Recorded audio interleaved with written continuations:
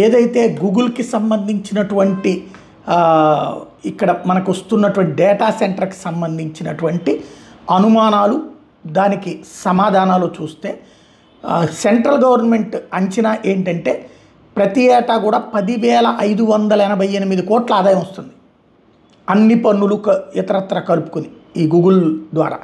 వాస్తవంగా ఇప్పుడు ప్రస్తుతం రాష్ట్ర సొంత ఆదాయం నెలకి 9,500 కోట్లు, అంటే 12 నెలల రాష్ట్ర ఆదాయంలో గూగుల్ రాష్ట్రానికి ఒక నెల ఆదాయాన్ని ఇవ్వబోతోంది అనమాట.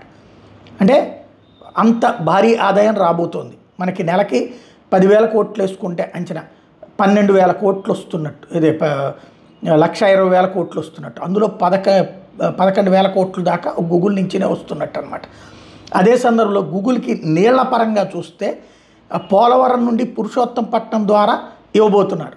అదేదో కొంతమంది ప్రచారం చేసింది సముద్రపు నీళ్ళని వాడతారని, అది వాడరు, దాంతో నాశనం అవుతుంటాయి, మళ్ళీ పాడైపోతుంటాయి. కాబట్టి అది కాదు, మంచినీళ్ళే ఇస్తారు. అదే నేను ఇంతకుముందే చెప్పుకొచ్చాను, దానికి విపరీతమైన వాటర్ అవసరం. గూగుల్కి 0.19 టీఎంసీల నుండి 0.41 టీఎంసీల వరకు ఇవ్వడానికి రాష్ట్ర ప్రభుత్వం ఓకే అంది. దీనికి గాను పోలవరం నుండి పురుషోత్తంపట్నం ద్వారా ఇవ్వబోతున్నారు. 0.41 టీఎంసీలు వాస్తవంగా 100% అవకాశం ఉంటుంది, ఇంకా అంతకంటే ఎక్కువే అవసరం రావచ్చు.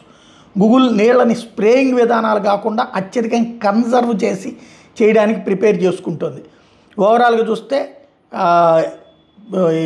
ప్రస్తుతం పురుషోత్తంపట్నం కాలువ ద్వారా పోలవరం నుండి వస్తున్న నీళ్లు 24 టీఎంసీలు. ఆ నీళ్లలో 1 టీఎంసీ దాకా దీనికి వెళ్ళేటటువంటి అవకాశం ఉంటుంది.